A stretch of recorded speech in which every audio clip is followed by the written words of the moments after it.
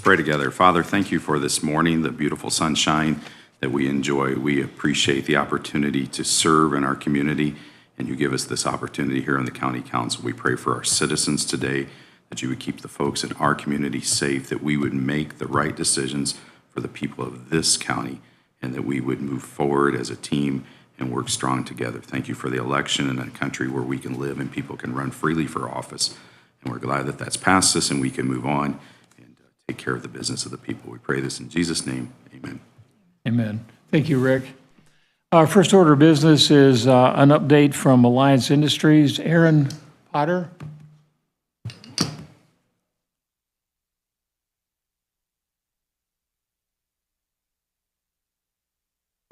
Good morning. I'd like to start by introducing myself. I'm Erin, Executive Director of Alliance Industries. Thank you for letting me speak to you all today. We are a 501c3 nonprofit organization located in Garrett. We offer part-time, meaningful employment opportunities for 47 individuals with disabilities. We do that in a needs-specific, supportive work environment. The work we do at Alliance is important to our community because we not only provide a service to our local industries, but we also provide stability, fulfillment, purpose to the individuals that we serve. Those fundamentals are necessary, and they empower all of us to form sustainable relationships. We've had a very busy year. We completed our capital campaign for our building expansion project. We celebrated this achievement with an open house last June. The expansion doubled the square footage of our facility. This has allowed us to serve more people and acquire more job partners. We're fully functioning in our new space, and from 22 to 23, we've experienced a 73% sales increase. We've hired 12 new employees. 5 of those are residents from Sunny Meadows. So that brings the total number of individuals we serve from Sunny Meadows to 9. We've upgraded our air compressor and the compressed air system to support 2 new compressed air jobs. We've been able to increase our staffing and have hired 2 additional supervisors to support the additional individuals that we serve. We've been able to provide supervisors with tools and technology they need to do their job. And we've been collaborating on implementing new systems that have allowed us to cut our payroll processing time in half and track and manage our fundraising efforts. We do not receive any federal funding, so that's what kind of separates us from our Steels and Rise. All of these achievements could not have been possible without your support. So I'm grateful to you all for helping us grow. And I hope that we can continue to do amazing work within our community. So I would like to invite you all to come over and see what we're working on, what our projects are, and the progress that we've made. Thank you. I want to thank you. Alliance Industries is a great program, and we're very fortunate to have it here in the county. And I think you have some great partnerships established here with your clients and such, and keep up the good work. Does anybody on the council have any questions for Aaron?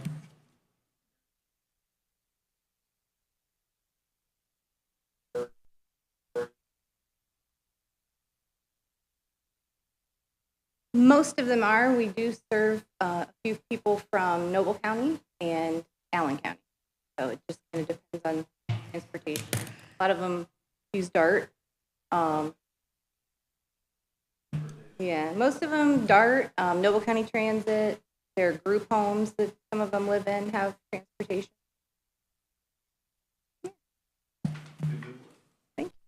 Thanks, Aaron. Appreciate it. Thank you. Okay, next order of business is the approval of the minutes. I believe the council's had a chance to look over them here. Are there any additions or corrections? Hearing none, do we have a motion to approve the minutes from April 10th. Yes, I make a Okay, motion. we have a motion by Rick Collins to approve the minutes. I'll second. Second by Amy Prosser. Any discussion? All those in favor signify by saying aye of approving the minutes. Aye. Opposed? Motion is carried and the minutes are approved. We have additionals and transfers next. We have from Community Corrections, we have three. Would we be able to take these three in one motion? Okay, consensus? Okay, what we have is, the first one is from the account titled Furniture and Fixtures, account number 44410.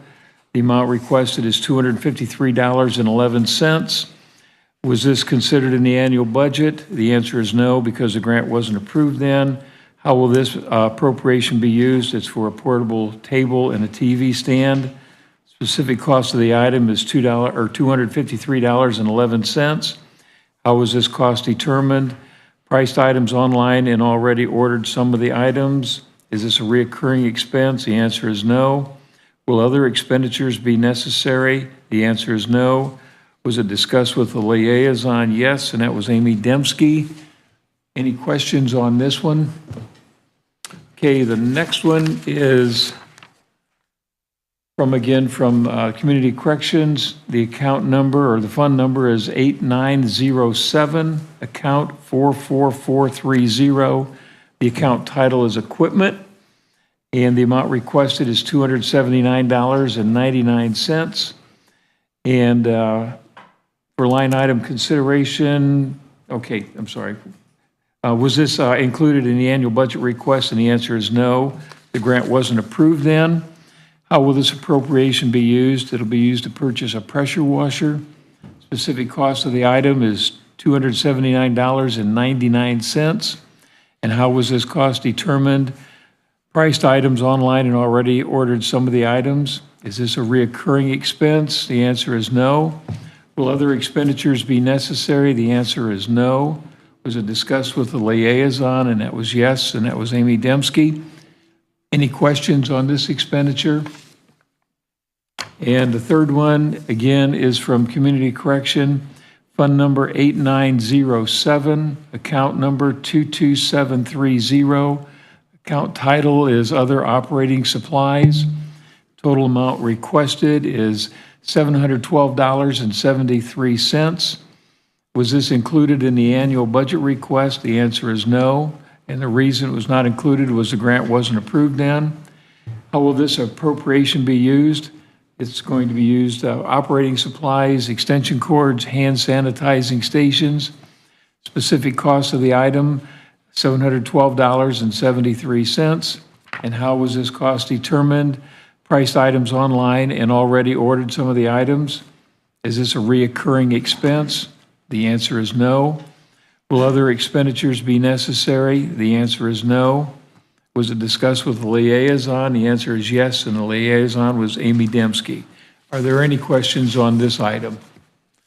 Okay, the three items total $1,245.83. We're going to handle them in one motion. Do we have a motion to approve these three items here from Community Corrections? We have a motion from Amy Dembski. Do we have a second? Second by Bob Kraft. Any further discussion? All those in favor of approving the additionals of $1,245.83 for Community Corrections signify by saying aye. Opposed? Motion is carried.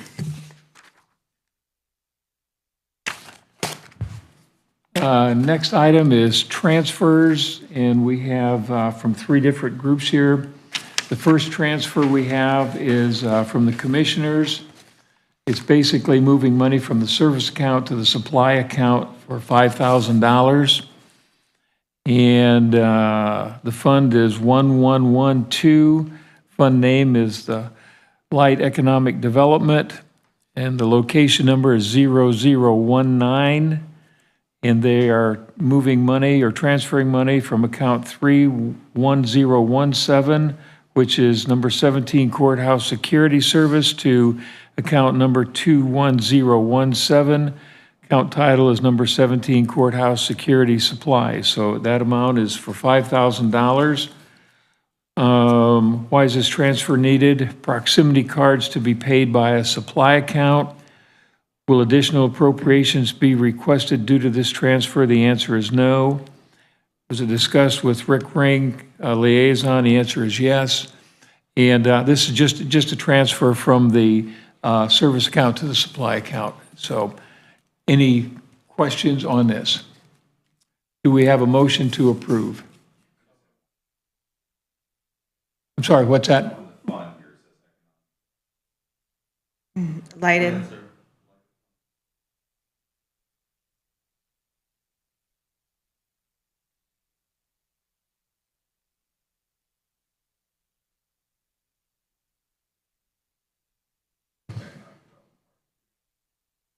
So normally, lighted, the LITED is lit economic development. So that's where we get lighted. Again, it's those acronyms, Rick, that get you every time. Any other questions? Rick, you good? Okay, anybody else have any questions? We have a motion by Rick Ring to approve. Do we have a second? I'll second it. Okay, second by Bob Kraft. Any further discussion? All those in favor of approving the transfer for the commissioners here for $5,000 signify by saying aye. Aye. Opposed? Motion is carried. The next one is from the auditor. It's from the capital outlay. And it is, the fund name is the American Heritage Village. Fund name is 4502. The location number is 0002. The amount to be transferred is $119,586. And again, it's from the account number 44210 capital outlay to account number 34022, which is grant match dollars for $119,568. And why is this transfer needed? RDC remaining amount pledged to the County Road 56 project from 2017 is used to match the grant. And on that there, that pledge originally was $300,000, and this is the balance to pay that match there then on that. Will additional appropriation be requested due to this transfer? The answer is no. Was it discussed with the liaison, Bob Kraft? We'll do a motion. Do we have a motion to approve first? I move to approve. Okay, we have a motion by Bob Kraft and a second by Rick Ring. Are there any further discussions on this transfer here? Again, it's for the County Road 56 project to complete the balance of the $300,000 that was originally pledged for the project. Any discussion? Okay, I'll call for the question. All those in favor of the $119,568 transfer for the American Heritage Village part, please signify by saying aye. Aye. Aye. Opposed? Transfer is approved. And the last one we have for transfer is from the commissioners, and this is from the ARPA Rescue, American Rescue Plan Fund, number 8950, and the amount to be transferred is $108,798, and it is from the account number 35699, which is the Highway Project Construction, to account number 22720. Account title is Supplies, $543. And the second part of this transfer is, I guess I should ask, do we have consensus to handle both of these in one? Okay, thank you. And the second one is account 35699 from the Highway Project Construction to account number 44420 Computer Equipment for the amount of $108,255. And why is this transfer needed? It is highway expenditures that need to be paid from the supply and equipment accounts. Will additional appropriation be requested due to this transfer? The answer is no. Was it discussed with the liaison, and that is Rick Ring. Rick, anything you want to add to this? Nope, again, Okay, Needs to be in the right pocket to pay the bill. thank you. This is money we had already designated out of ARP funds to go Yes. towards the highway project. It has to be to pay specific bills. Right, Correct. it's in the project account now. It needs to be slipped over to supplies and computer equipment. Oh, I'd have to look. It's probably, it probably had something to do, this one would have had something to do with the cameras probably out there. And the entry gate thing. I can't think of what it's It's called. all in the budget for the highway garage. No, Bill?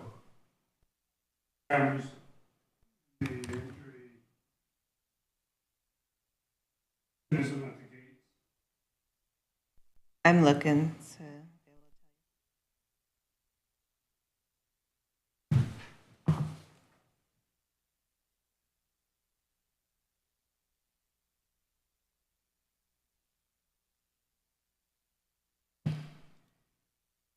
Yes, it all had to do with the video system. Anybody else have any questions? Did we have a motion on this one yet? Okay, Rick made a motion, Bob seconded. All those in favor of the transfer request here? Okay, I didn't have any. We just had a I consensus to had put them Bob and together. Oh, we Rick. just had- I okay. had Bob and Rick on the last one, but I don't have anything for this one. I'll make a motion to approve this one. We have a motion. I'll by- second it. Motion by Now Rick you got Crane, it. and we have a second by Bob Kraft here, so any It really further, happened now. Perfect. any further discussion? Okay, all those in favor of the transfer signify by saying aye. Aye. Aye. Opposed? Motion is carried. We're a little ahead of schedule right now. Was Mark planning on coming in? Susan, do you know? Yes. Okay, so a couple things here. One, housekeeping. Had a request, change the council meeting time back to 8:30. Open for discussion. Do we have a motion to change the council time back to 8:30 instead of 9 o'clock? Any further discussion on this? Or do you want to keep it at 9 o'clock?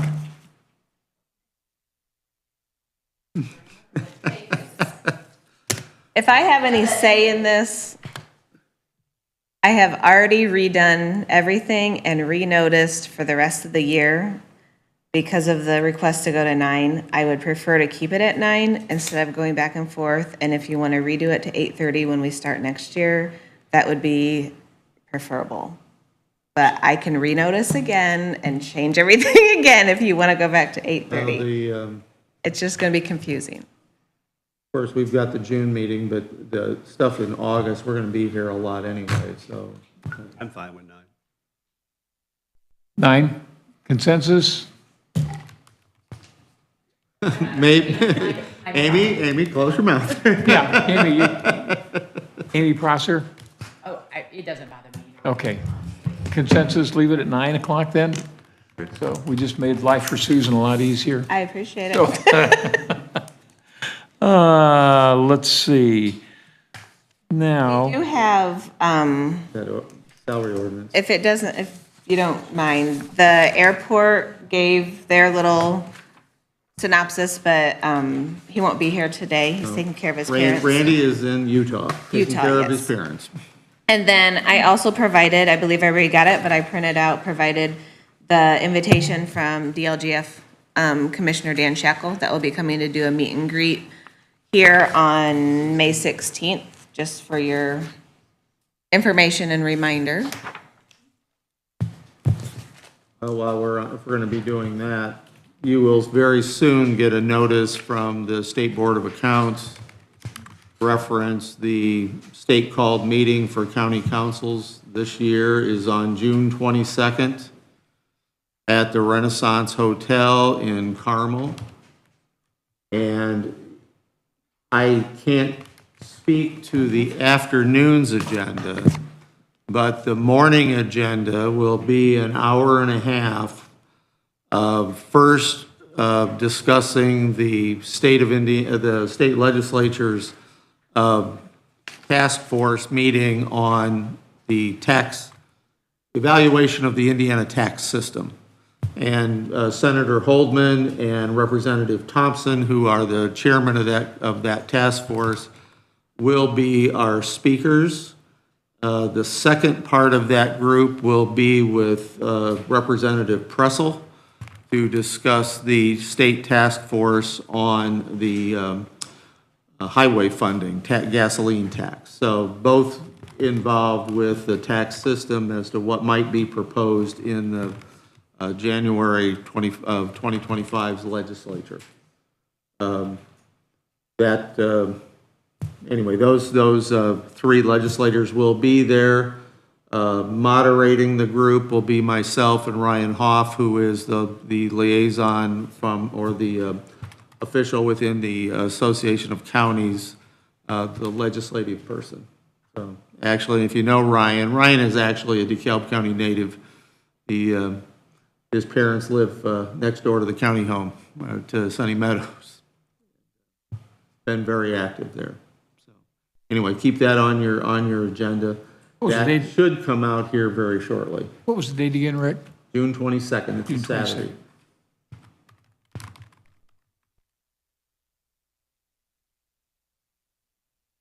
And about 2/3 of that meeting will be on the task force for taxes.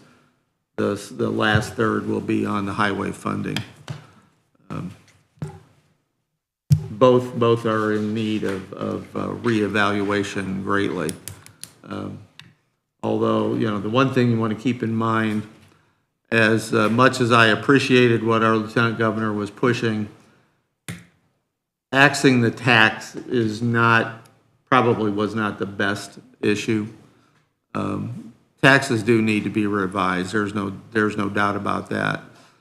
But to do away with one, you were going to have to get the money somewhere else.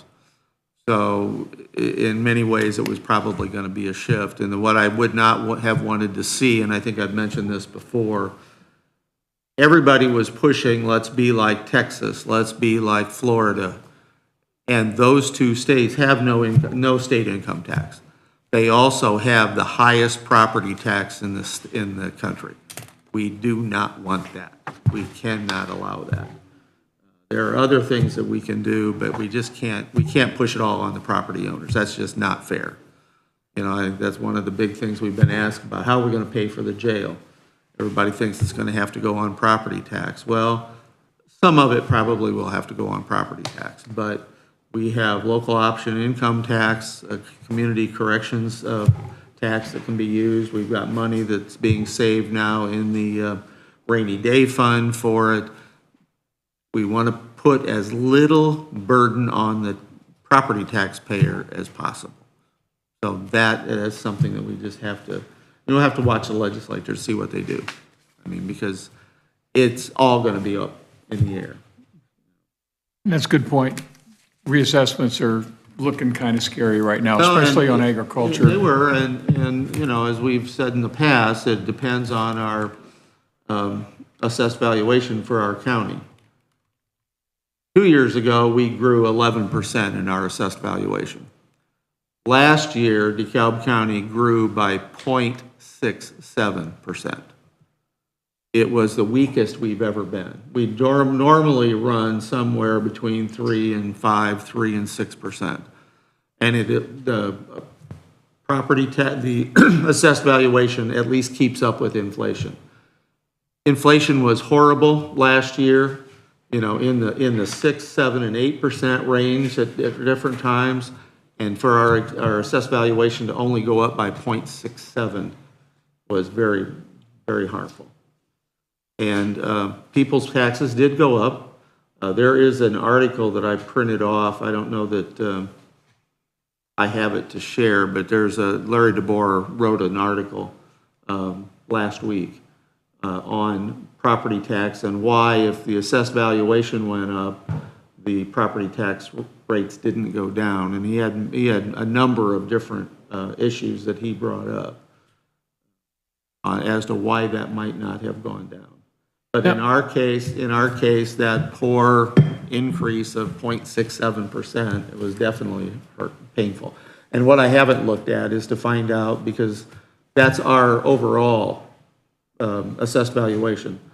It might have gone up quite a bit in the Auburn, Garrett, Ashley area, and gone down in other areas. So to look at it in each township and each governmental unit is going to be beneficial. I know in agriculture, it went from, I think, 19 to 2150 approximately, They were on the high end of the 6-year rolling average. but that's going to go up again next year, though, also, isn't it? They'll still be on the high end. Now, is that amount, maybe you can answer this, Rick, is that amount fixed? There is no discussion on that? That's a question I can't answer. I don't believe there's any discussion. I think that's already set by whatever that average is and how they compute that average. But there might be some leeway to manipulate it in some way or another. But It's a big hit. yeah, it will be a big hit. It's a big hit. And one of the things that this council has done is in the local option income taxes that we have for DeKalb County, a portion of it is for property tax relief. And I have a chart of what each county has done as far as property tax relief in their local option income tax. Quite a few of the counties put in 0.25, and again, that local option income tax is limited at 2.5%. So whatever, that's always going to be a part of it. A lot of counties have gone with 0.25. DeKalb County has gone with a full 0.5% in property tax relief. So we do have some room that we could manipulate that and make that local option income tax portion go up for property tax relief. That's a choice that we can make. We have to do it, I believe, Susan, before August, so that everybody can get notified. But again, I think right now we're at 2.17 and 0.13. 2.13, and then we could move that up and give property tax relief that way. We also, and this unfortunately wouldn't be a relief, but we do need to look at the cum cap rate. It used to trend down, and then statute changed, I believe, last year. That rate no longer changes. So you can be at the max, and you don't have to worry about it going down. So ours has went down. I don't have it in front of me, but ours has went down a little bit from the max because we had reestablished to the max, and then we did 42% of it for bridges. I don't know if you remember that, but we did that a few years ago. We would take 42% of it to go to the bridge fund or to pay for bridges. And so there's a little bit that we're under the maximum there that we could put back up because our cum cap fund, is not always the highest for needs that we have. Rick, when you say, when you talked about adjusting that rate so that we have more property tax relief, would that money come out of the general? Because we did have that large surplus left over at the end of the year. Does that help? Or can we use some of that money to? Well, that's good, because what you're going to collect in the next year considers what was your cash balance at the end of the year. Okay. That money is already computed in there. So it's all right. It's going to help the property tax payer Okay. by bringing that down.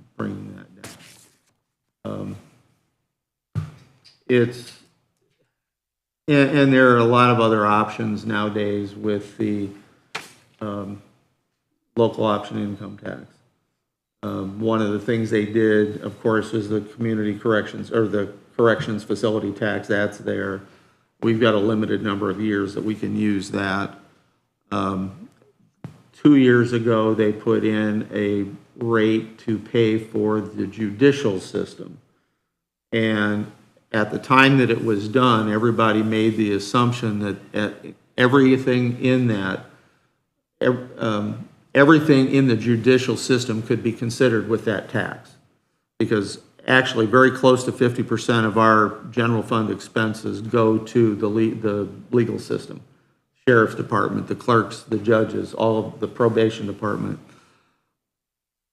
One of the counties in southern Indiana took it upon themselves to pay for 50% of all of those things from that tax. That irritated the legislature, and they redefined it last year, or this year in the session, that it means the judicial system only, so only for the courts can that be used. So it restricted that a little bit. There's some new twists on the public safety tax. There's, think of another one. I think, well, and part of, just going back to what Bob was saying, one of the reasons that we had the larger cash balance at the end of the year than what we intended when we did the budget was, number one, we had gone for so long with so many of our positions that were funded that were unfilled. So all of that money remained in the general fund. And then, thankfully, Michael Lapham in the probation department has done such a fine job of getting different grants that help pay for probation officers that are already budgeted for, so that money that we budgeted from the general fund is not getting spent because of those grants. So there are a number of reasons that probably are going to go away with this year because those positions, especially in the sheriff's department, are filled. Now with the probation department and him still receiving grants, that's something that's going to continue, but those sheriff's departments got those positions filled. But we're also being pressured by a number of places where the pay rates are going to have to go up. I met with the prosecutor last week, and he's having a very difficult time filling one of his deputy positions because of the pay rate that we have given. I know in prosecutors' council at the state is trying to get some additional guidelines put in that would require us to really boost those pay rates up. And that's failed a couple of different sessions, but it's going to come up again because especially in the small counties, rural counties, they don't have any young lawyers. They don't have people that want to move to and live in the rural counties. So your attorneys are aging out, getting close to retirement age, and you're not bringing in any young people. And that's in addition to the problem that Mark is going to come here and talk about, in the fact that, without offering benefits, he's having a hard time getting people. And, both prosecutor's office and the public defender's office are our responsibility. We have got to fund those positions. We have got to get good people. I don't want poor performers on either side, prosecutor or public defender. You want the best you can get. I think as the council, we have lots of things to keep our eyes on. There's a lot of moving pieces out there right now. One is the reassessment, the taxes. These are things we're going to have to really keep an eye on here. And the other thing is grants. Grants are great when you get them. Grants have a nasty habit of disappearing. And when grants disappear, then that means we have to pick up the shortfall on that. So there's quite a few moving pieces here that we need to be keeping our eyes on here. So thanks for the update, Rick. I think that the one thing that needs to be said about the grants, depending on where the grant is and what department it's in and what it's funding, the person getting the grant or the department getting the grant needs to understand that this out of the general fund, or cut that amount out of other departments in the other areas. So you've got to keep your eye on that. And the first thing to say is that job may go away.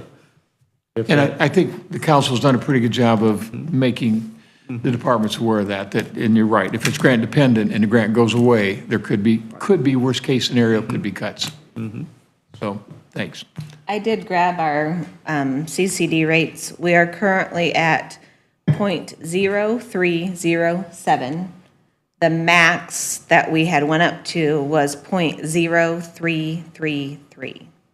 So it's not it didn't trend down a lot, but if it reestablishes, then it'll never trend back down. We don't have to worry about the rate changing. Thank you. .0307. And that cume cap pays for a lot of things that we don't have the money in the general fund to pay for. I mean, big items, big capital replacement items. And, you know, right off the bat, in the number of police cars we have to buy every year. And then, you know, you have major equipment at the jail that's failing that we've had to, you know, come up with funds. Things going to happen here, Sunny Meadows, all of these places. That pays for those big ticket items. We need those funds. This is what we got, like I said, there's lots of moving pieces here that we've really got to be. And we've put so much, you know, we've committed so much of it to bridges. And To what? So that, to bridges. Yeah. Because the bridge fund Right. can't keep up with what we have or what we need in the bridge fund. Well, this will be a continuing discussion. So I see Mark is here. Mark, would you like to, are you ready to? Sure. Come up, please? Good morning. Good morning. Congratulations. Is your mic on by chance? I think so. Okay. You might just Okay. need to bring it up because you're tall. Thank you. Is that better? Yeah. All right. So, yeah, this is the same issue I've been bringing the last couple of years, but just as a review, you know, last year, the prosecutors weren't fully on board and, you know, it wasn't approved for benefits. I'm asking you to consider health and perf benefits for the lawyers in my office. You know, was discussed as far as attorneys. You know, I had 4 attorneys that had left because of not having expenses. Tony Krause, Judge Squiller, there was Marsha Linsky, Todd Hendrickson. I had a couple of attorneys leave because of financial reasons, not necessarily the benefits. But this year, when we went to the subcommittee, Amy was there, both Amy's and Bob. No. Bob.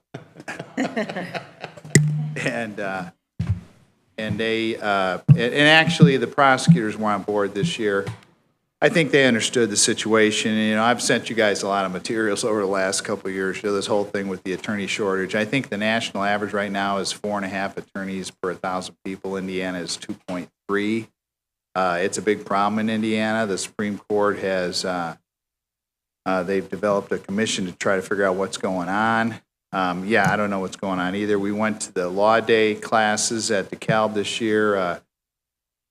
Kevin went as well as I did. Kevin said in his class, nobody, when he asked a question about law school, nobody in the class. In my class was one kid, and he said he doesn't even want to be a lawyer. He just wants to get a law degree. I don't know what that's about. Oh, my But, word. you know, so, yeah, no, this is a real thing here. And, you know, I've been saying, hey, lucky for me, right? I've been doing good. Well, I'm probably going to have 1 or 2 attorneys that are going to leave by the end of the year.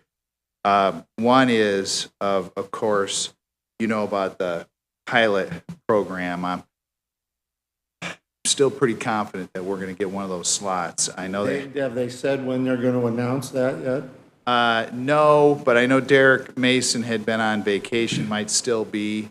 And when he came back, he said he'd get a hold of me.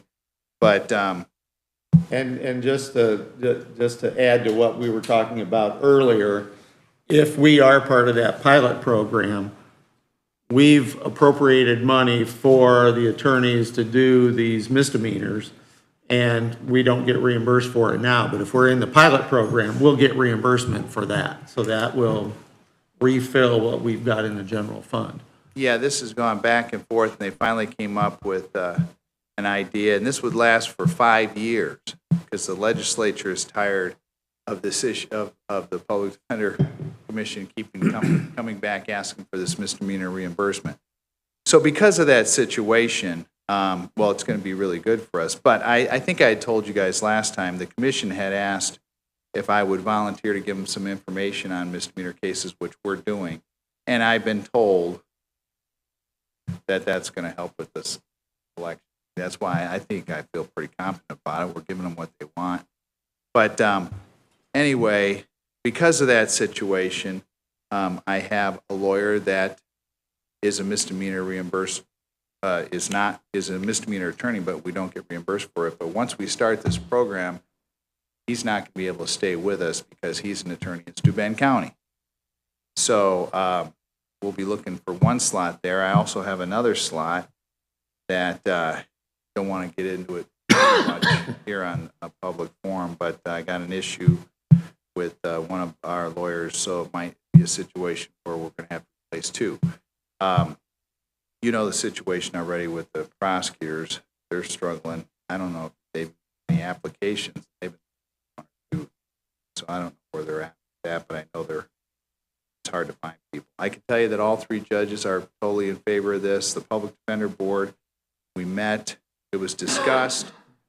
You know, I understand that you don't want to open up the floodgates to part-time people, but I brought it up before. I think Dottie had mentioned it too. You know, attorneys are learned professionals, but there was a discussion that maybe we could do contracts. So we had our Public Defender Board meeting on Monday morning. We discussed that with our Public Defender Board, and they're fully on board with the benefits for the attorneys. We've been talking about this for a while. And, you know, so they made a motion for me to present that here today and make that request. But also, depending on where the council goes, if the council decides that you want to have contracts, you know, we'll get that approved down the line. They will do whatever it takes to get this done. I can tell you I'd like a little more time to figure out the logistics of that. I just want to I have talked to people downstate about how it would affect our comprehensive plan. We have a comprehensive plan for indigent services in DeKalb County. It's a lengthy document. I'm told that it's not really going to affect it that much, that shouldn't be a problem. But, you know, I'm really just looking for, there's going to be some work into how to handle this, and if we end up doing the contracts, you know, this will be a little different than an at-will position. I won't be able to fire an attorney if they're not doing their job, because they'll be under contract unless we word it that they're, you know, I've seen the language in some of these contracts. You know, it's really people. You can't force people to work for you. If they want to quit, they can quit. If we want to get rid of them, we have language in there. We could put language in there that that if they're not doing their duties, they'd be asked to leave. I have to think about the length of the contract, whether it be a year or 2 years, or whatever. But there's going to be some work, and right now I just don't have time with this case we got going in Wabash County to deal with this. But I would deal with this before budgets are due this fall.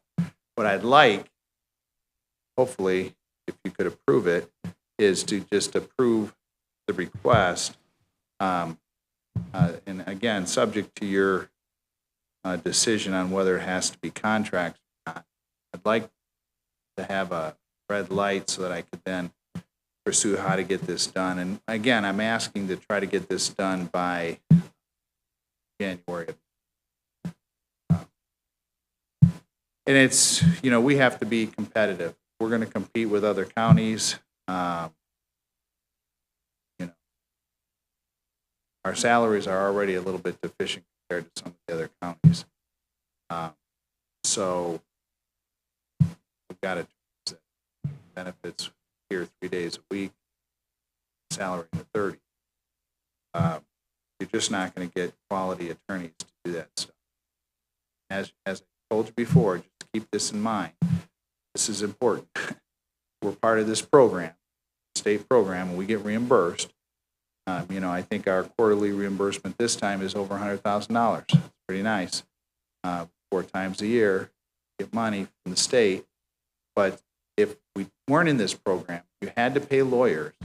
The minimum that you have to pay a lawyer is $100 an hour. So if a lawyer is just doing 20 hours a week for public defender work in this county, you'd have to pay him over $100,000. It could be really expensive. In this field, we've got to provide lawyers for the indigent people. And so I know there's going to be a cost with this. We talked about that last year. I think Susan did analysis and all that stuff. But we do get the 40% back. And good thing, the thing that we didn't factor in last year is that if we are part of this pilot program, we would end up getting, we never counted the 40% for the 2 misdemeanors. We would get the 40% for them as well. That's more money in pockets. So anyway, I'm here to answer questions or whatever you got, but I think I've given you guys a lot of information over the last couple of years. You know the issue, the concern, and I'd like to be able to start heading in a direction to figure out how to get this done by the fall next year. If you approve, again, for those that weren't at the subcommittee meeting, Neil Blythe spoke fully on board with this situation, and the subcommittee was in favor of it as well, presented to the full board. So, Couple questions, Mark. One, you talked about the misdemeanor reimbursement. Is that 40%, 100%, or what? it's actually, it's gone back and forth with this pilot thing, but it's back down to 40%. Right now, we get no percent for misdemeanor. We've never gotten misdemeanor reimbursement since DeKalb County's been in the program. But with this pilot program that has been approved, they have to pick the counties, up to 12 counties, and we were one of the original counties they liked because of the way we do things here. I think I told you that. If we're picked, we would get 40% for our 2 misdemeanor attorneys, 40% of their salaries back for the 5-year period. And then the idea there is that at that point, they would bring in all the counties in the state, so we'd still get our 40%. We're already getting the reimbursement for all the office space and all of the other expenses, so it would end up being just the salary or benefits that we would pay as misdemeanor. Since we've been in the program, I'm trying to think of ways to get more money from the state, like when we redid the windows in the annex building and that kind of stuff, and percentage-wise. And so we've been getting a little extra money here and there, yeah, this would relate just to the salaries of those 2. And you also talked about going with a contract versus like an at-will type employee for the council to consider. Is this something you would make the recommendation first, work with HR, then Yes. come? That's what I'm asking. I'm asking to pursue this a little more. I know that, again, I think this idea came up because several other counties are doing this, and there was a problem with some of you about, opening the floodgates, so to speak, for people who are part-time employees of the county saying, hey, there's these part-time public defenders and they're getting benefits. What about us? I get that, So as a distinguishing factor, we could say, well, these guys are under a contract that's a little bit different. I think that was the whole idea behind the contract issue. Again, I would still like to pursue, and of course I'd talk to Don about this as well, the pros and cons of doing that. There are pros and cons, but again, if that's what the council wants, I'm sure the bottom line for me is to try to get these benefits to keep us competitive. for me to be able to maintain and contain, or maintain and obtain attorneys in the future because of the fact that we have spent. So yeah, I would want some time to look into that and then get back to you, hopefully by the budget period this fall. Budget, on the final idea about the contract, because I can get that done, and we're talking about having to start, or I'm asking to start at the beginning of the year. But again, I'm at your disposal. If you Yes. guys tell me I'd be it's look- got to be contracts, I'm going to do it, Dottie and Don, a question on that. That would be a non-binding, if you need a consensus from the council to pursue it, that would be a non-binding consensus. Does he need anything like that from us to get the ball rolling, to look at this, or? Yeah, that's what I'm asking.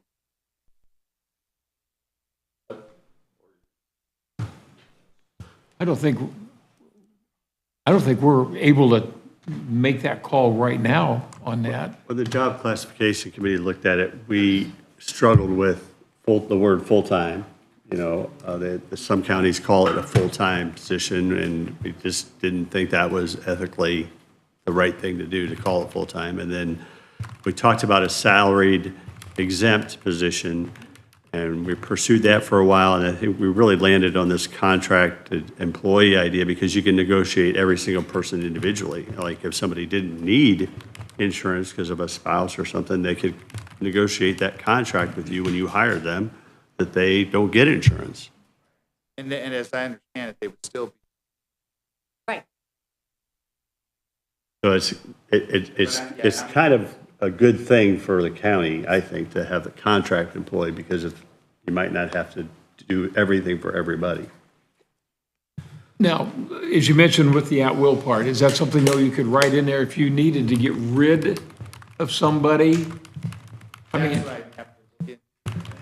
mean, take it to an attorney. I mean, no, No, my forte certainly isn't contracts, but that's what I want to look into. But again, I'm just looking for some direction. I'd like to be able to pursue this and think about it more and then present those pros and cons to the council. What Bob is saying is how we came up with this idea for the contracts. But I still think that the ultimate decision is going to be that if the council wants to approve these benefits only with contracts, then I'm fine with that. We can get that done. Okay?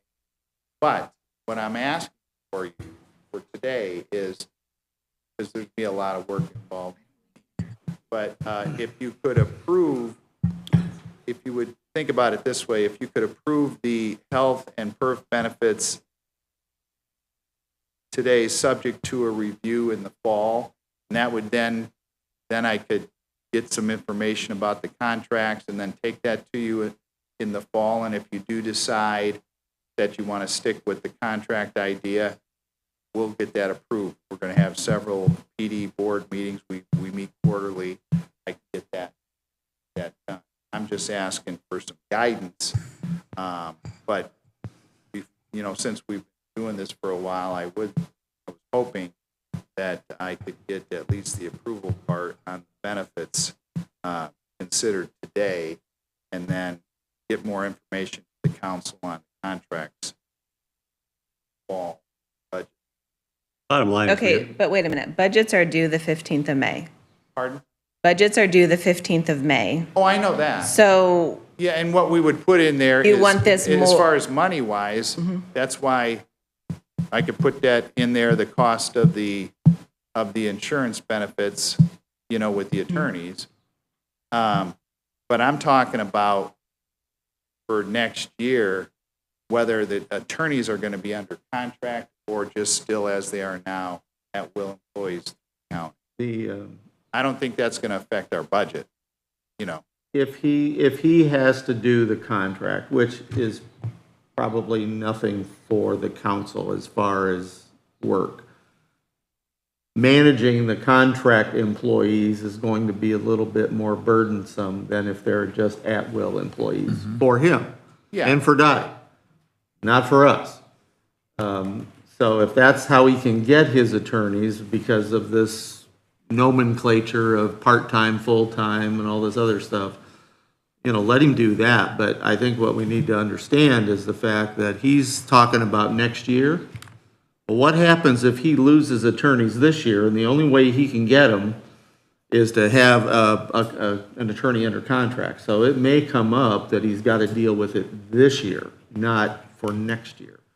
Because you're already talking about losing possibly Yeah, two and more. If that happened, I would So- come to you before the end of the year and ask for, obviously, depending on what your decision is today, for this 1 or 2 attorneys before January to get the benefits.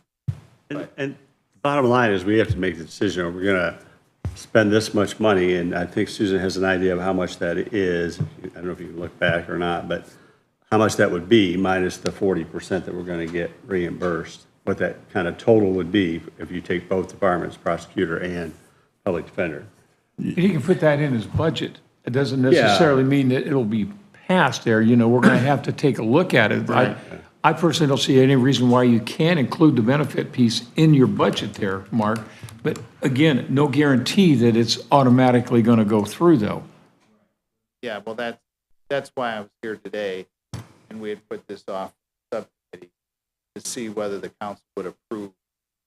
I think that right now the council will look at it. We can't say that it would be approved because we've got to go through the budget and see where we're at on this. So, council, speak up, please. I got one comment. It's not anything in this. I talked to a councilman from Steuben County, and he was very, very much against us giving benefits to our attorneys because he's afraid he's going to lose some down here. Exactly. I mean, he was. Because Steuben already Thank gives you. the benefits Thank you. to their attorneys. And they were very much, and we could joke about it, and I'm not joking about it, but that was this. No, there's a fight. Yeah, Steuben County. but they're already They offered. still Yeah, I can't know replace it. I their know. people. I've talked to him.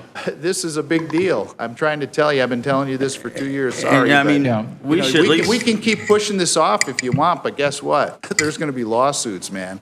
I mean, this is a big deal. I haven't ever come here and asked for but I've been telling you this for 2 years. Guess what? Happened between last year and this year. The prosecutor came in now. What's happening with the prosecutor's office?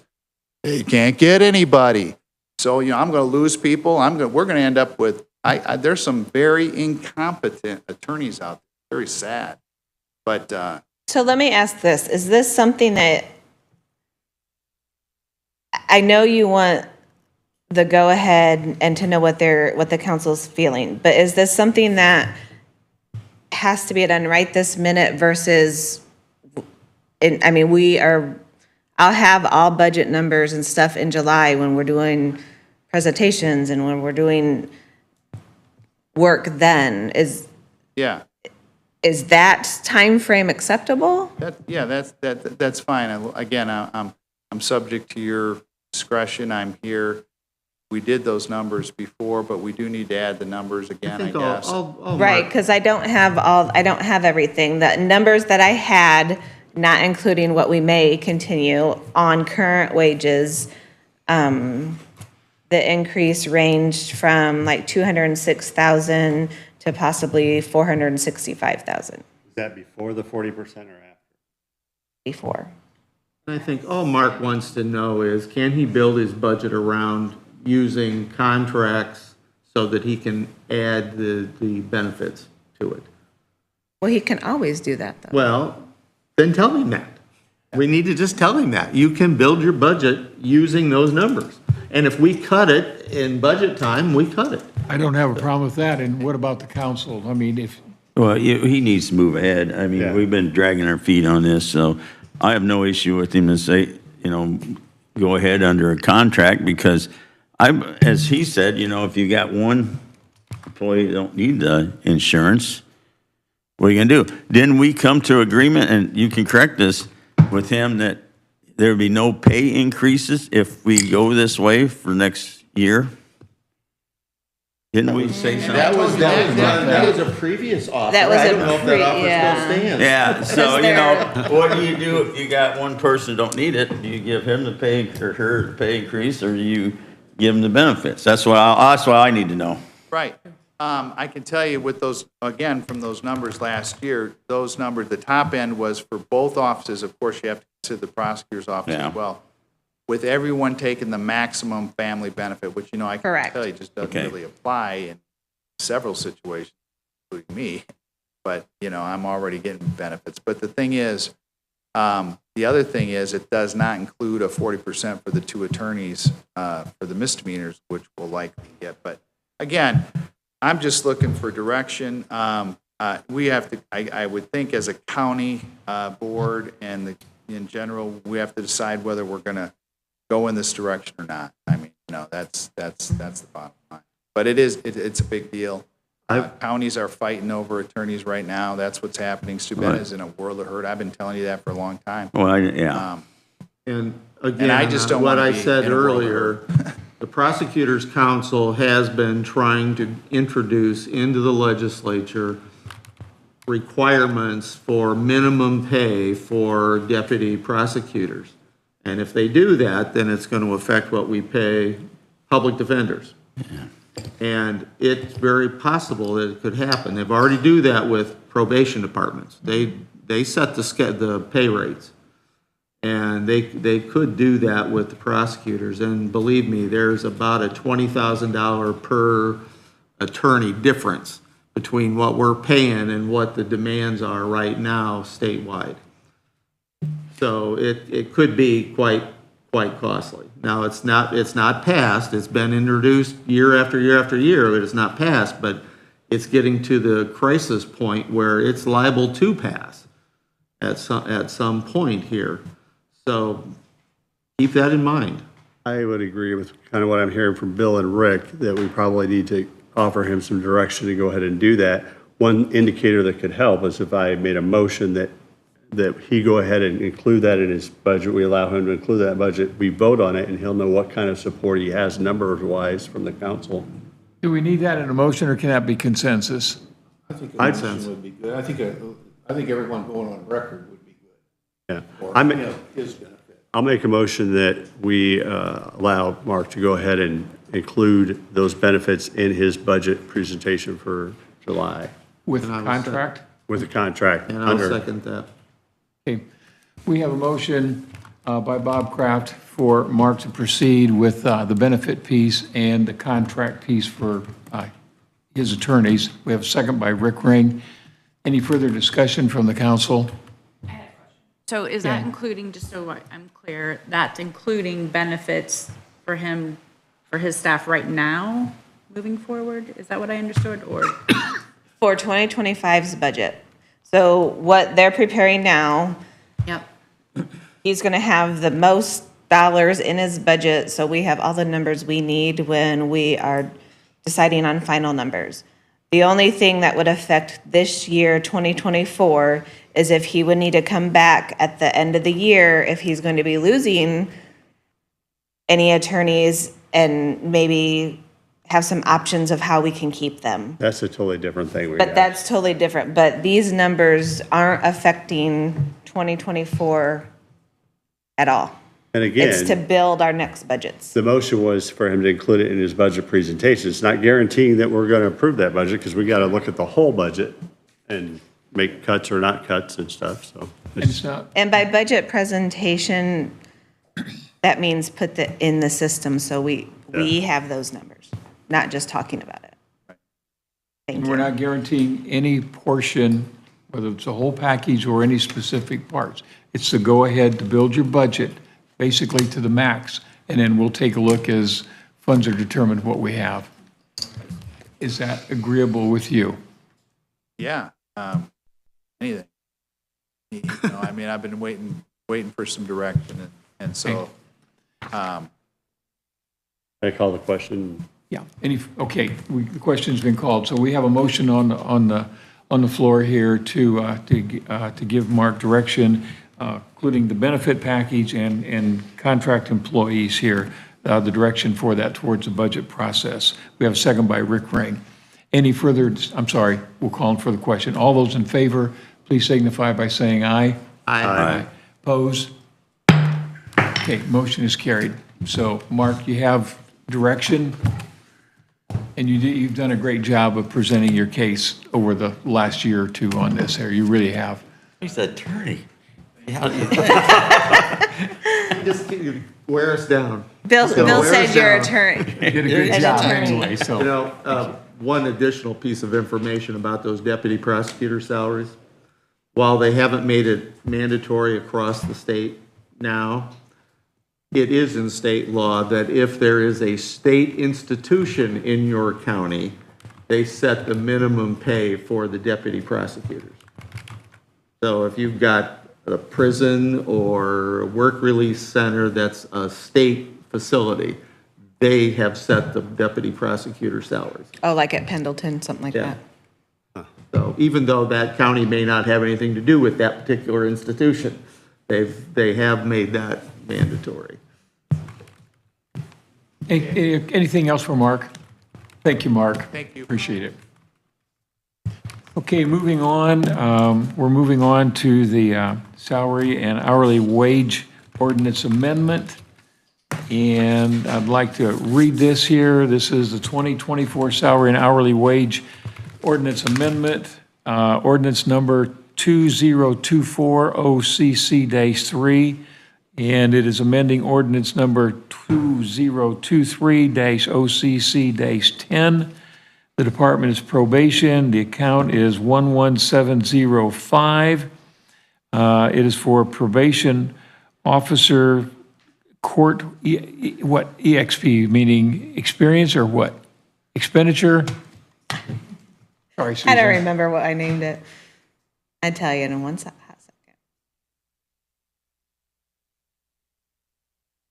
Execution, is that what you said? Didn't say a word.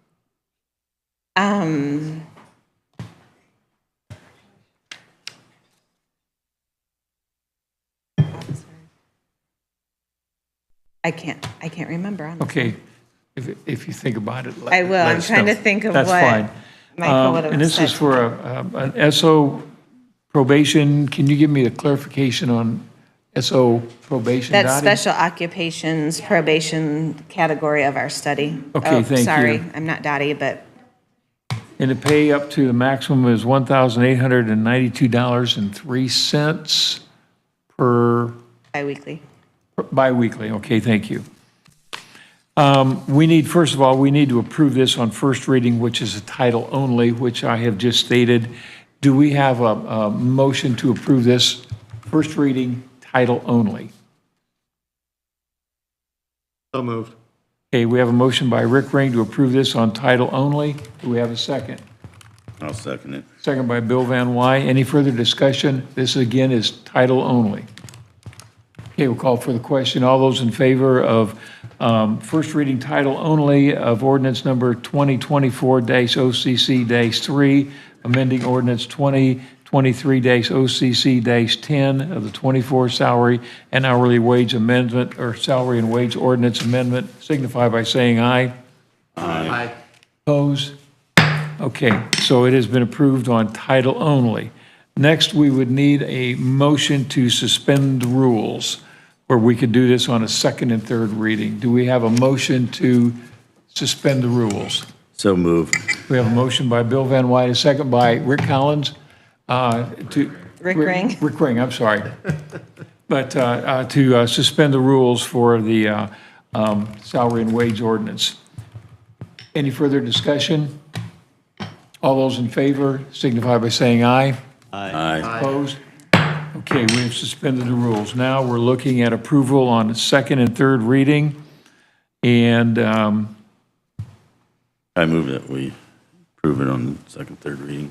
okay, we have a motion by Bill Van Wy to approve it on a second and third reading. Do we have a second? I'll second. Second by Bob Kraft. Any further discussion? Okay, if not, we'll call for the question. All those in favor of approving the amended salary and wage ordinance On second and third reading, signify by saying aye. Aye. Opposed? Motion is carried. It has been approved. Okay, next, we are up for the discussion on economic revitalization areas for two proposed tax amendments. I'm sorry, not tax amendments, but for tax abatements there. And at this time, I'm going to turn it over to Rick Ring. All right, and the Tax Abatement Committee met last week with both of the applicants. First applicant would be the Brand Farms. They are building a new dairy barn and milking equipment. This would be the first time that DeKalb County has ever considered the newly available tax abatement for farm and farm equipment. And that was the Brand Farm, and if I can get the application up here, file, show you exactly what that amount is.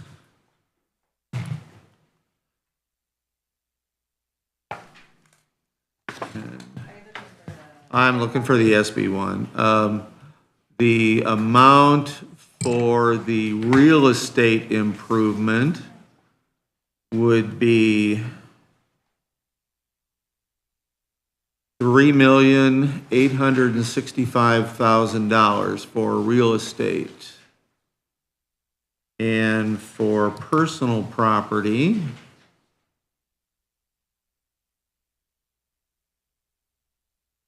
that amount is $1,720,000. This project has not been started yet. Again, it is the first opportunity that we have to look at the tax abatement for farm or farm equipment. And the thing that needs to happen here is, number one, that the Tax Abatement Committee has forwarded this with a favorable recommendation. And if the council would like to proceed with this, we need to ask our council attorney to prepare the document to declare the area in need of economic revitalization. I understand what issue that brings up in everybody's mind, but that's the guidelines, that's the process that we have to go through, is to do that. So the earliest that we'll be able to deal with this is once the ordinance is prepared, we would do that at the next meeting in June, where we would have a public hearing and pass or fail the application. So I would ask that the council would ask our council attorney to prepare the documents needed to declare this an economic revitalization area. Okay, we'll do a motion in a second, and we'll have it for discussion here. So do we have a motion? I'll make that motion. Okay, and that'll be to move ahead with the ordinance, to have our council attorney prepare the ordinance for the revitalization area. For the next meeting. If we have the public hearing and we approve it, then we can go ahead and approve or disapprove the actual tax phase-in. If we can't declare the area, it can't go any farther. The area has to be declared first. I'll second the motion. If you got all that worded, Susan? Yeah, okay, good, I'm glad. So, Yeah, I got okay, it. we have a motion and a second to proceed with the ordinance there, declaring an economic revitalization area. Now, discussion part. Anybody on the council? Well, we should, first thing I want to say, I think this is an opportunity for us to prove that we are still interested in the farming community, because of the fact that we can give tax abatement, and this farmer is spending a lot of money to keep milking and keep the future of his farm going. It's more than I'd ever want to spend, but I think it would show good to to approve this or move forward because of the fact that he is willing to spend and stay in this community with what he does. Agree. And I think this is our first abatement that we're looking at for agriculture, but I don't think anybody can deny the cost of farming anymore on equipment. I mean, here you are milking cows and we're looking over a $3 million project. And when you start looking at some of the equipment stuff, it's just staggering the cost on that there. One of the points that Dave Brand made was the fact they do have 20 employees that are employed by this farm. And it's been very difficult for them to keep that number of people employed just because of the people willing to do the job. So it is something that is, if he's going to continue his operation, he needs this improvement in order to continue. And I think the other piece is the amount of technology involved anymore. I grew up on a farm and milked cows, but it's nothing like it is today. Machines that do that now, Dave. So, oh my, our machines. But it's just staggering, the amount of investment in technology. And I'm sure, as Rick mentioned, this may not be the last of these coming for agriculture here. Absolutely. One of the other things as part of the discussion on your desk this morning should have been a printout that our Economic Development Corporation is able to do for us to kind of give us an idea of what the tax phase-in actually means. Now, this is an estimate. It is most likely not perfect, but it does bring in consideration of the tax rates, both locally and countywide, the township, and other factors that would be included here, not just the county rate. And the Tax Abatement Committee decided last year that we would stick with a standard amount of phase-in, as we have the ability as a council now to manipulate the percentages each year. We also have the ability to manipulate how many years. It used to be fixed at 5, 8, and 10 years. We can now make it different lengths. But the Tax Abatement Committee decided that whatever number of years we decided on, the deduction for each year would always be equal. So, in a 10-year tax abatement would always be 10%. If in a case here, we're doing 9 years and 8 years in a couple of these. So we would just divide the abatements equally among that number of years. So as we don't get accused of being playing favorites to one group over another group. Any other questions? Any questions or comments from the audience? If not, we'll I had call a for the question. Pardon? I had a question. Yes, Amy? Is, this passed the legislature, I think, this last session, is that 2 right? years ago, I think. 2 years ago? Are any other counties using it at this point? Has any other Not counties? that I'm aware of. So we would be the first ones to use it, to do that? I doubt it, but I don't. This is I the don't first time have we would be proof. using it? It's the and- first time we're using it. Okay. In the conversation, I think we had asked how they heard about the opportunity, and it was because of another farmer who's been following the legislation, let them know that that opportunity was there since it was new.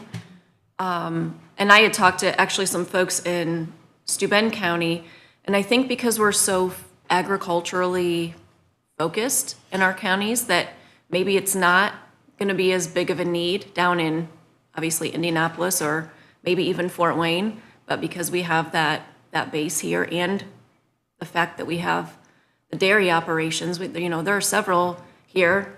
We had mentioned at the meeting how many dairy operations there used to be, and now what we have, the number is just staggeringly different. I think it went from 90-some to like 4, maybe. something It was like that. It was a And- pretty staggering number. It was Well, the- 94, 99 when I graduated from high school, and now there's 6. DeKalb. So, Well, there and you I go. think the fact that Mr. Brand mentioned in our meeting that his grandsons have shown an interest, or the next generation has shown the interest, so they have decided that if they're showing the interest and we're going to continue our family business, then we have to do this to be able to make ends meet. And we did do another tax abatement on a farm operation, but we didn't use it being a farm operation as the basis, and that was the Irish dairy with the biodigester. So, I did have a question. I thought on the application there was a place, at least in some of the other tax phases we've done, where it talks about, would you come no matter what, whether you got this or not, would you complete this project, whether you got an abatement or not? Is that on here? it's on the question here. It It is on the question here. On the application. The scoring sheet, it's on this back. Okay. And while I think that's an important question, I think that it's one that's going to be more pertinent to the next one that we're going to talk about. Any other questions pertaining to this? I'm going to make a comment, They did. and I've talked to you when I was at the hearings too. Up in Steuben County, there's a guy, and it's not in our county, but he's putting up a building that's going to cost him $1.2 million. And he's looking at this, and as yesterday when I was getting ready to was outside, there went the combine to that area that was $1.2 million to combine, drove by. And these are going to come in front of us. I know some guys who want to do it, and if they get, this is something that's coming, and we got to show that we're going to support our farming community.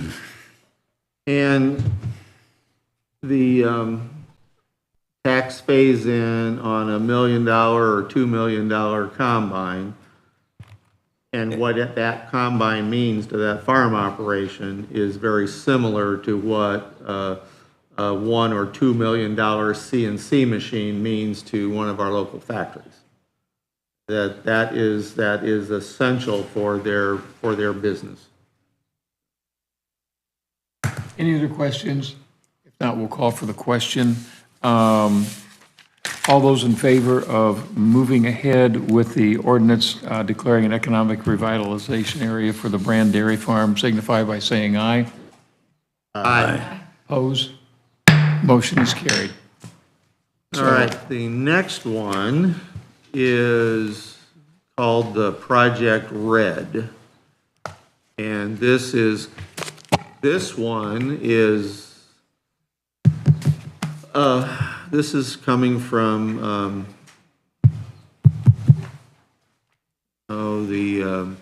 What, API? API. This one is coming to us from API, and they're proposing a building and office complex over in the Leato area. They are going to retain 40 people, and they're going to add 4 people. The current values that they have here is $262,500, but upon completion, this will, and this is a real property application, will be $2 million. And they do not currently own the property. They are comparing where to build this addition, whether it be DeKalb County, Ohio, or another county in Indiana. So we are competing with another location for this project. And this, Bob, is why I say that question on whether or not you'd still do the project with or without the tax abatement, it comes up. Because if we give the tax abatement, fine. If we don't give the tax abatement, we'll probably be dropped as a possible location, I would assume. It not necessarily meaning that, but I would assume that it would mean that they would drop us. Their answer is yes, they're going to proceed without an abatement, that just means they're building it no matter what. Just a Just matter of we where. don't know where. Just a matter of where. That's sorry. good clarification. Did you say whether the committee gave a favorable or unfavorable recommendation on this one? On this one? Yeah. The committee gave I didn't set it yet, but the Okay. committee did give a favorable recommendation on this Okay, thank particular you. project. Sorry. But they have their location if they come to DeKalb County. They have it picked. Now, one of the things that we're going to have to do because we have to go through the same process, it needs to be declared an area in need of economic revitalization. If they don't currently own the project or the property, we're going to have to get a permission from the current property owners to make this declaration. If they don't give it, then we can't proceed at all. I mean, it's dead in the water. So we're a step ahead of ourselves, right? We need to get ahead permission. No, we're not a step ahead of ourselves. This is they want to know, would we give them tax abatement? So But I yet- think the only way to know that is to bring it to the full council. What are the additional public assistance that is needed? It said that it was a yes. Will this project require a public assistance in addition to a tax? She was talking about a grant.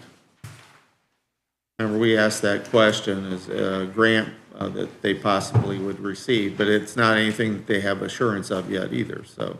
But it wasn't any, Anton, can you clarify for us? Yeah. I don't think it was Anton directly King, just. DeKalb County Economic Development Partnership, to the petition, additional assistance that they would be pursuing would be incentives from the state of Indiana and/or workforce development grants. So nothing specific to DeKalb County as far as additional assistance. The only ask of DeKalb County at this time was the abatement process. And Councilman Van Wy, just to clarify that one point of the API has hired a consultant, McGuire Sponsel, and it would be their responsibility in securing that ground for this company, and therefore they would have to negotiate with that landowner to get the permission to do that. And so that's what they're working through, that should you approve the moving forward with drafting the economic revitalization area, then that's when they would seek an agreement on that property to be able to provide the adequate legal description and things that are needed for this to move forward. It said there, he made the comment that there was 40 people and they were adding 4 more. Now, where are these people working at right now? Those 40 people that are currently right now are actually just across the line in Noble County, where their current location is, because they're, as Layato is configured, it's right on the line, most of the industries in DeKalb, but API's current location where they're at is on the Noble County side of. So all they're doing is just moving into, if they get approval, moving into a new building, a more modern setup and everything. Correct. Okay, thank you. Now, go They're back, and, maintaining that I building, want to aren't change, they? I want to change what I said about getting ahead of ourselves. One of the things we could do, without going through declaring the area, we could look at the application and we could vote to give them tax abatement. But then we'd have to back up, have the area declared, and then pass it again. So you'd be making a vote that you really couldn't go back on if you don't. Well, you're making a commitment of tax abatement, but it all depends upon whether they purchase or lease the ground to put their building on, correct? Right, it could, the whole thing It could fall through. apart. It could all fall apart if they don't get the ground. So, yeah, okay, I'm fine with that. Any other further questions? This is probably for Anton, but so if we could get them to locate in our county, the initial new taxes that we would receive would be $105,000, is that right? But would there also be personal property tax on top No, of this? this is a real property only. Just the real property only? So this is solely the real property that Okay. would be abated in that sense. The 105,000 would be generated over that 8 years of what the recommendation of the That'd committee be was. our new tax that we would get if we get them to Correct, come but in. any personal property that would be associated with this project is not being sought for abatement. So as far as what that actual amount is, I don't know because they haven't submitted that, but personal property would come along with that project that would then be taxed and then generated into There would be DeKalb County. more tax revenue that would come in besides this 105. And Yes, If sir. we got them to come to our county. I think I've got the correct number, but any personal property that's valued at $80,000 or less is not taxable. It's exempt. Is this just a corporate office, or is this going to be the operations too, that would have a lot of equipment in it? My understanding on this would primarily be a corporate type office operation with some operations associated with, but the core function of this property would be a corporate type office. Does that, Where they're at now, which is kind of. do you know if income tax for a company follows the location of their corporate office, or do they have a bigger corporate office somewhere else? Honestly, I don't know. I believe the income, Any accountants in the room? I think the income tax, I could be wrong, that may be associated with where individuals live. It does. Okay. Income taxes based on the county you actually The live owner in. lives in. The business. Not the individuals Oh. working there, but the corporation, where does that income tax go? I was just asking the question, if they're going to move their headquarters into our county, does that mean we're going to capture local income tax for their whole company? Yeah, if their corporation address, of which where they file, would change from Noble to DeKalb, that is, Is this out in the country, or is this right at Leoto? Leoto. Right at Leoto? Right on the edge. Right on the edge. on the edge. yeah, it's down in the business kind of by the paintballplex area where the bank and the gas station are there in Leoto. Easy access to the Back in main that roads. area. You know, I want to jump back to some comments made earlier, but when we were talking about property tax, you know, while DeKalb County has given property tax relief of 0.5% in our local option income tax, we have focused all 100% of the property tax relief on the homeowner. The farmer, the business owner, and the corporate, which are in the 2% and 3% limit, receive no benefit from that property tax relief. All of it in DeKalb County is focused on the homeowner. And this will be corporate. It'll either be corporate or business, so it's either going to be in the 2% class or the 3% class of property tax cap. Any further questions from the council? Do we have a motion? I would move that we ask the council attorney to prepare the document to declare the area in need of economic revitalization. Do we have a second? I'll second that. Second by Bill Van Wy. Okay, anybody from the audience have any questions or comments? Not, we'll proceed to vote. Okay, all those in favor of declaring this area an economic revitalization area and to move ahead with the declaration here with our attorney, signify by saying aye. Aye. Opposed? Aye. Okay, motion is carried 1, 2, 3, 4, 5, 6 to 1. Okay, just a reminder that the next meeting is June 12th. We'll start looking at budget presentations, which will start on July 9th, and they will resume after the regular July 10th meeting. That's in red, by the way, on your agenda there. And the start time will be at 9 a.m. Does anybody else have anything to come before the council? Dottie? Dottie, we were ready to go home. I'm so sorry, the Job Classification Subcommittee. We met back on April the 19th, and there are a couple items that they wanted to discuss before the full board.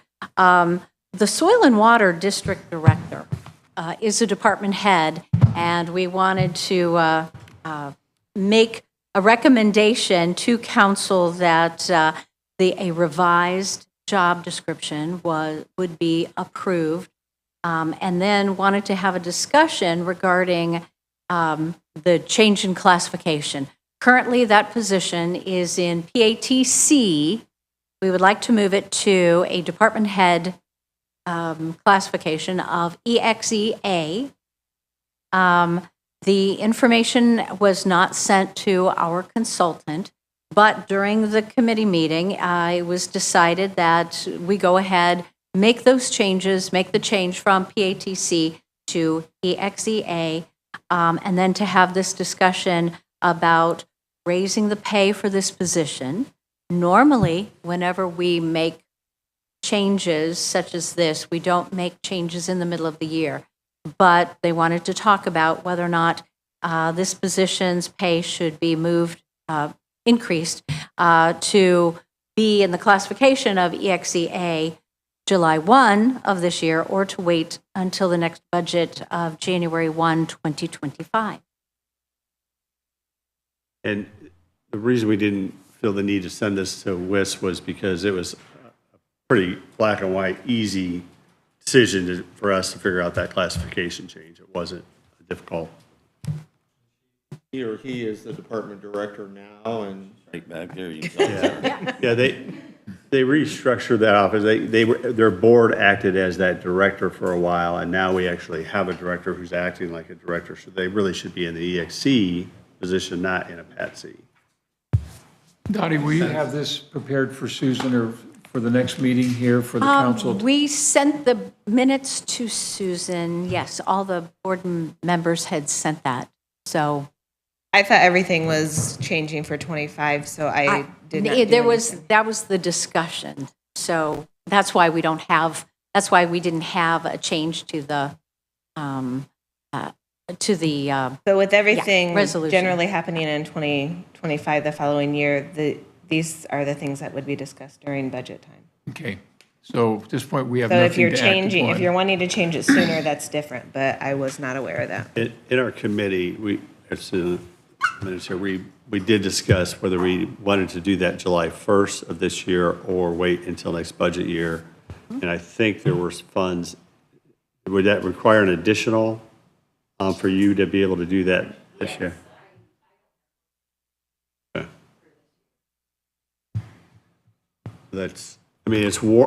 I think what we were wrestling with in our committee is it was warranted because she's fully doing that job now. The office is restructured. It is operating completely differently now than when it was submitted in budget, so.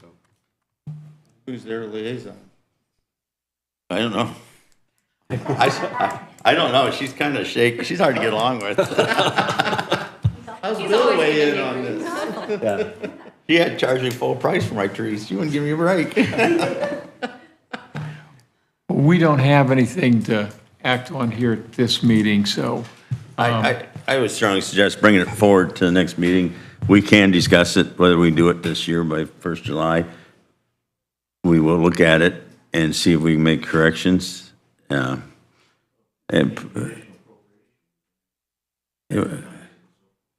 right. But she'll have to submit it by the June meeting in order to get that. Yeah. So we'll take a look at this, Dottie, at the June meeting on this, and if there's an additional, it's going to have to be advertised. But Okay, so But back up. All right, She Mayor. already has money to be paid with. The additional doesn't have to be done for that meeting because there's money there. If it all gets approved, then the additional can be done after. Oh, because there's, She needs money to get to the end of the year. Yeah. You've already budgeted what she's getting paid right now. So if something would change, there's still funds there, but before the end of the year, I would have to have an additional so that her account isn't negative by December 31. because she still would have all the rest of the year's budget in there. Yeah. Well, how much of an increase was it? I might have it in my computer. I might. It would be, That much money in your computer? No, she sends me stuff all the time. I don't read it. exact A category is $2,700. We didn't hear any of that. Oh, sorry. Has your mic on? Sorry. You're just not close The enough. exec A category is $2,760.76 biweekly. But not in addition, How that's. much more will you need? And what were you at? I thought it was around 6. So I was at 58,000. That would be 71,700. Did I hear you say going from 58,000 to 71,000? Okay.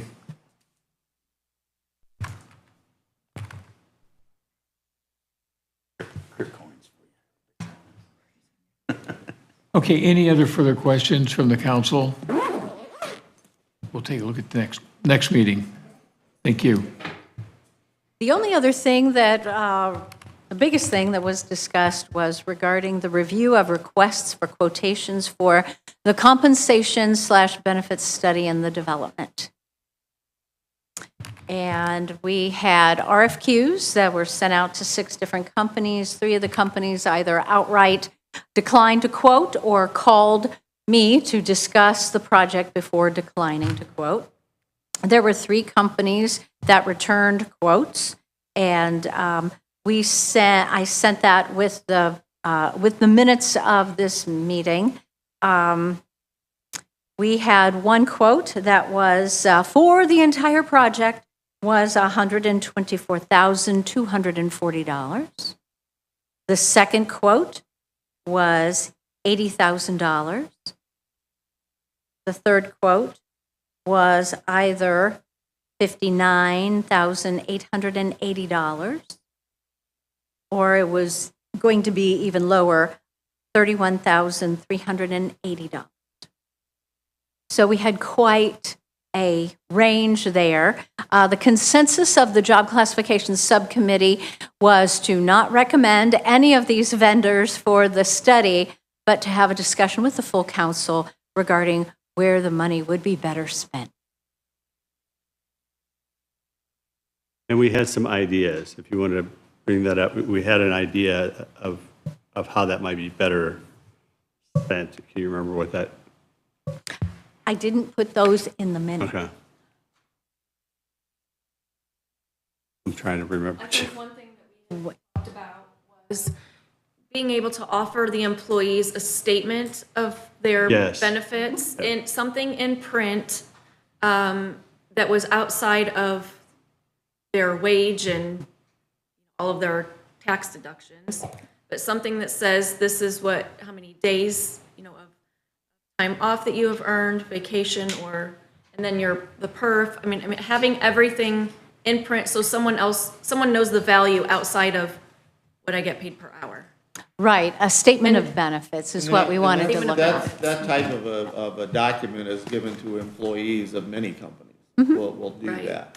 And To Dottie show shared them. some Yeah. examples with us, and I think that was a good point for us to talk about, because it's, when you're hiring employees, and we'd also talked about even a brochure of this is what we offer. So if somebody's contemplating, when you go into an interview and you're trying to make all of these notes and write things down, sometimes there's extras in there that you don't have a number on that we can offer, and depending on who's doing the interviews, they have something to offer, a brochure of benefits if they accept the position. What was the original request for this study to accomplish?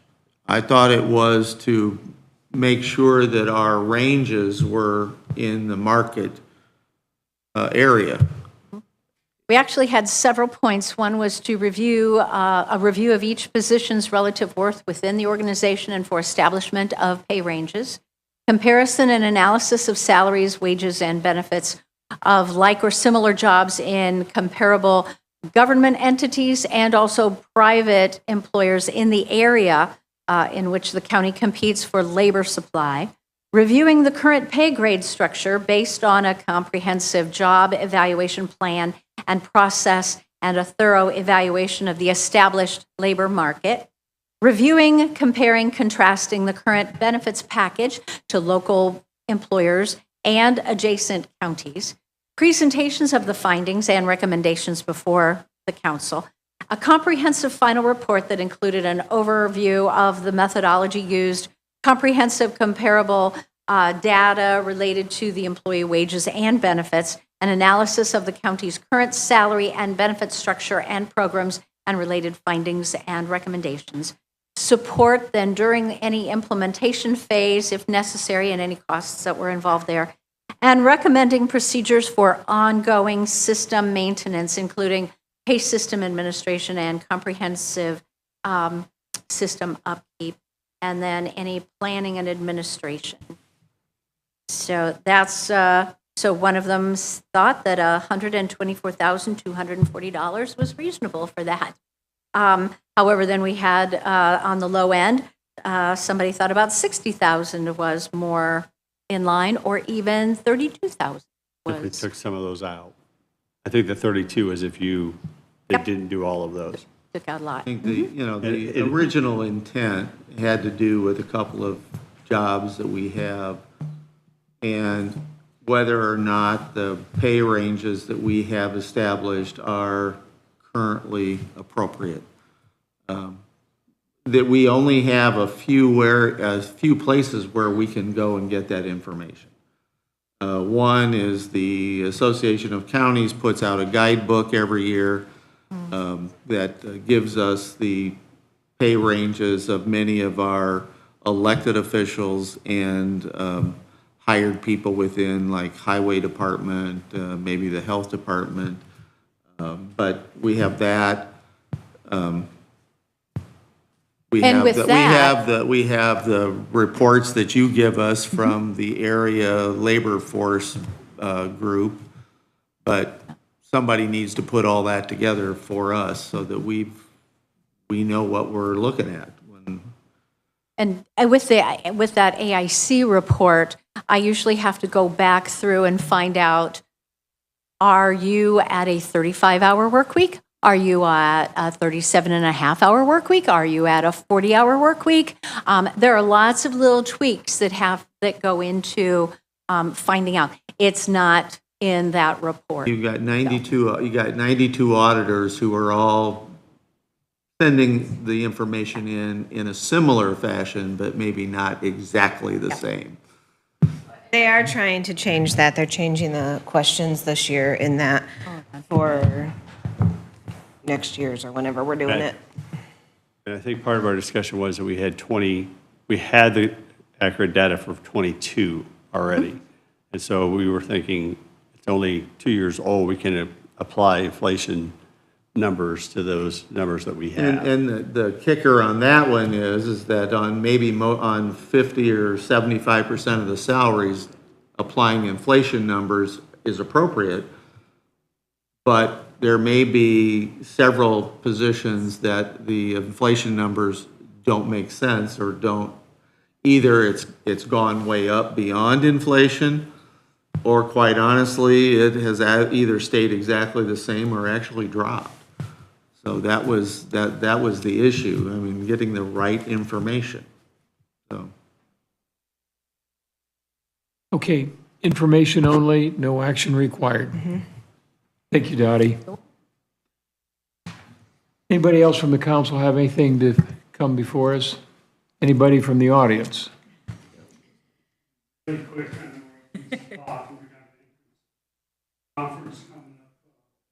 Dave and I do, sorry about that, Mike.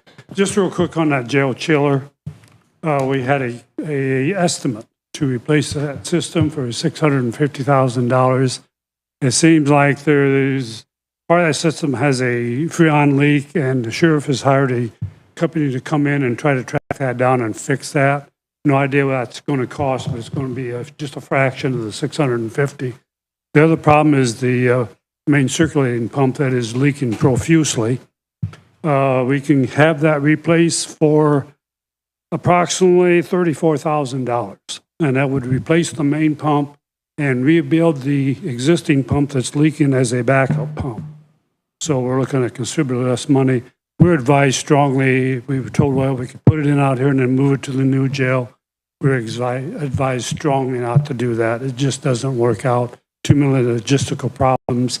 Was it going to be adequate enough? Is it too big, too small? And we're just not a good idea. It's going to be 7 years old by the time we do that. So we're looking to fix what we can on what we need to fix on this and get it through the next 6 or 7 years. Any questions? Yeah, if you get the pump fixed and then get your freon leak found, does they have any estimate how much that will increase the efficiency of this old pump? Efficiency? Or how well you can nurse this old pump along? Your old chiller? The old chiller? Yeah. Would that make a difference on it, or are we No, definitely going to have to? not really, no. We're going to definitely have to replace the chiller. No. No, not entirely. All we have to okay. do is fix the freon leak and now- replace the circulation pump. And It's a now- water circulation pump. Yeah. Yeah, the compressors are okay. 2 of them are shut down because of the freon leak, so we're on 2 compressors at the moment. But I think they alternate 2 and 2 is the situation there. So we just want to keep the price down, the money down, and get by. We can get that new jail built. Is that money then that could be banked towards the new jail? The savings from the chiller? Has to be spent. That was a ARPA money. It has to be have it spent. Committed for Yeah, 24. Yeah. Bill, how's the generator coming along over here? The generator is, we've gotten the okay from the city to move ahead with that without the BZA variance.